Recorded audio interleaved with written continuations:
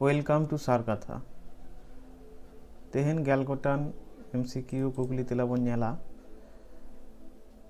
चलो बन एतहब लगे।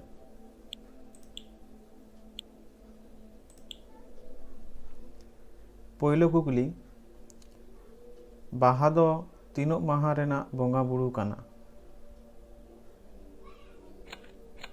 बाहा दो पे माहा रेना बोंगा बुरू काना।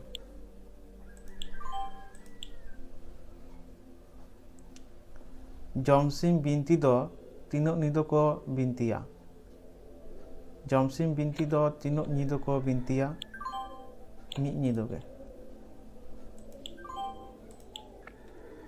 काड़मु धाड़मु दो अकय गोसाई दकिन चियो नाम लेदेया ना दो हुयुआ काड़ाम गोसाई।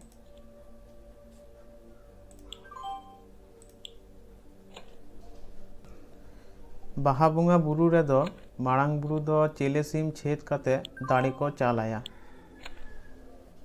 पोंट साडी छेद काते दाड़ी को चालाया। माग मोड़े दो तीनों सेरमा अंतर हुयुग गिया। माग मोड़े दो मोड़े सेरमा अंतर हुयुग गिया। चेद बोंगा बुरू रे पोन काटा दाड़े माग काते दिसोम बोंगा बुरू को सुप्रो ताकुआ। चेद बोंगा बुरू रे पोन काटा दाड़े माग काते दिसोम बोंगा बुरू को सुप्रो ताकुआ तेला हुयो माग मोड़े।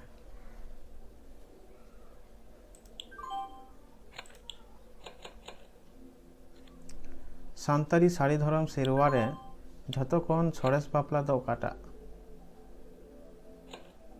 सार सागुन दुवर सिंदूर बापला नोआ गे झतो कोन सरेस बापला। खुली पौड़ो मेन दो चेद बन बुझवा। खुली पौड़ो मेन दो सागुन ठिली बन बुझवा। अकय बोंगा बुरू दो सिंदूर रे सुनुम बाय चलाई। माने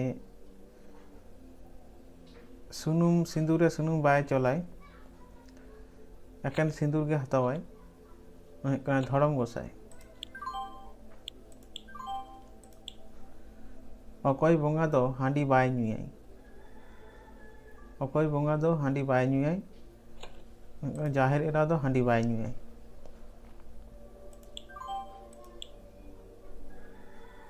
नोआ कुकली तेला चिका पे बुझाव किदा अवश्य कमेंट काते मिताñ पे और नुका गे कुकली तेला नाम लगी नोआ चैनल सब्सक्राइब पे और आपेरेन गाते को बाड़ाय हचो लगी नोआ वीडियो शेयर पे मा तबे जोहार।